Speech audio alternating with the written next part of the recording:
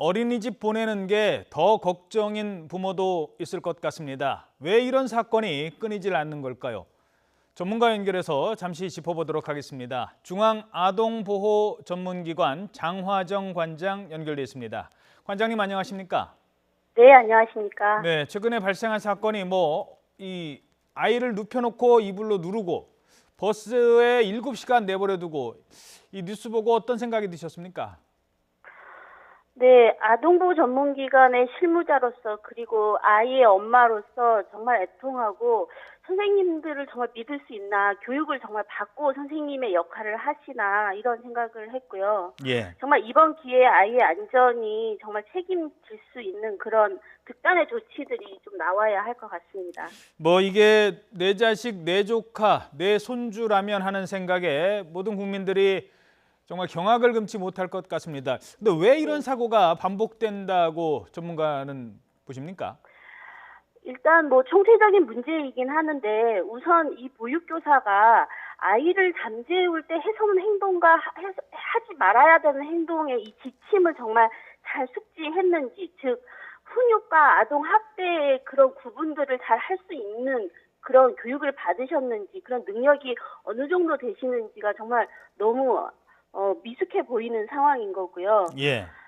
지금 어린이집 같은 경우는 사실 낮잠 자는 시간이나 놀잇감 가지고 친구들하고 놀 때 갈등 상황, 그리고 점심 시간에 먹고 싶지 않은 음식을 억지로 먹이는 이런 부수적인 그런 부분들에서 아동학대가 사실 많이 발생하고 있거든요. 그렇죠. 이런 지침이 정말 잘 숙지되고 있어야 되는 상황인 것 같고요. 예. 두 번째로 봤을 때 이분들은 아이들의 안전을 책임지는 보호자로서 신고 의무의 역할까지 가지고 계시는 분들입니다. 예. 정말 이 아동학대에 관한 이 신고 의무의 교육을 충실히 받으셨는지 사실 이런 부분도 함께 고민을 해야 되는데, 예. 사실 사실 아동보호 전문기관은 신고 접수 받고 사례를 나가서 조사하는 이런 역할만 하기도 사실 역부족인데 이 신고 의무자들 교육도 사실 아동보호 전문기관 책임져야 되는 부분이거든요. 예. 이것도 정말 함께 이번 기회에 고려가 돼야 된다고 생각합니다. 예, 알겠습니다.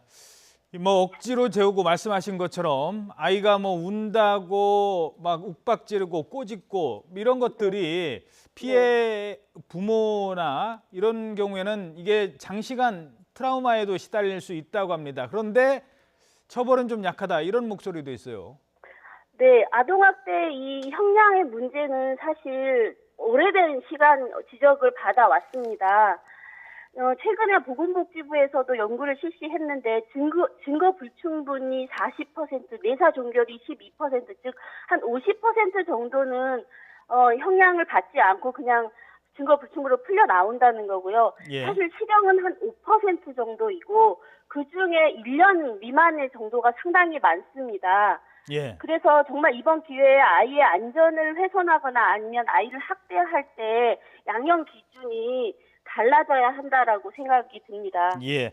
자, 그리고 또 하나가 그래서 이제 부모들이 CCTV를 좀 실시간으로 좀 보게 해달라. CCTV 있으면 뭐 하느냐. 저런 일이 계속 발생을 하는데 그래서 실시간으로 보고 싶다라고 요구를 합니다. 그러다 보니까 교사 입장에서는 사생활 보호, 사생활 침해 얘기를 안 할 수가 없고요. 어떻게 보십니까? 학부모의 알 권리가 먼저입니까? 교사의 사생활 보호가 먼저입니까? 네, 지금 말씀하신 실시간 CCTV 관찰 요구는 정말 충분히 어머님들 마음, 부모님들의 심정은 이해가 됩니다. 근데 이제 이거는 사실 교사의 사생활, 지금 말씀하신 부모의 알 권리에 대한 좀 더 심도 있는 논의가 좀 필요해 보이는 그런 대목입니다. 예. 아무래도 이게 CCTV를 다 실시간으로 보게 하면 갑자기 CCTV 보고 우리 애 왜 이래요 지금 이제 이런 식으로 더 네. 예, 문제가 커질 수도 있기 논란의 때문에. 여지도 좀 있어 보입니다. 네. 예. 알겠습니다. 그런가 하면은 이 차량에 갇혀서 숨진 안타까운 아이도 있었는데요. 이 차량에 갇혔을 때 과연 이 아이가 어떻게 하면은 그 위험에서 빠져나올 수 있을까 이런 교육을 하는 게 있다고 합니다. 오늘 그 조간에 하나 사진이 나오는데요. 함께 보도록 하겠습니다. 네, 지금 아이가요.